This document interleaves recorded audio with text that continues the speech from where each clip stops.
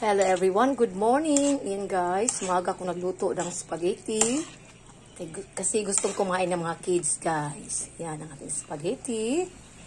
Napaka-creamy niya guys at napaka-juicy. Yan siya mga lalabs. Yan. Yan siya. Dinamihan ko yung ground pork guys para masarap ang kain ng mga kids. Tapos, nilagyan ko siya ng milk. At saka ginamit ko yung itong creamy and cheesy na spaghetti sauce ng Italian guys. Italian style. Tapos, pati yung pasta ko guys, Italian din. Lagi siya kunting hotdog at saka kunting raisin.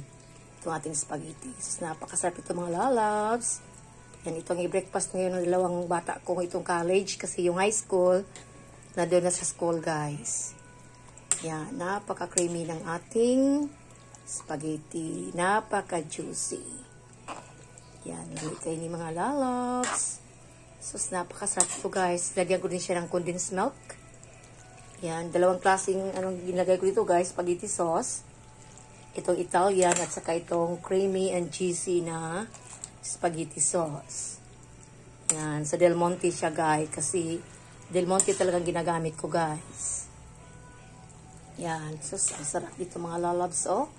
So, grabe. Napaka-creamy at napaka-juicy. Yan. Masarap ito. Yan, sa bread, no? Partner sa bread. Yan. Thank you for watching, everyone.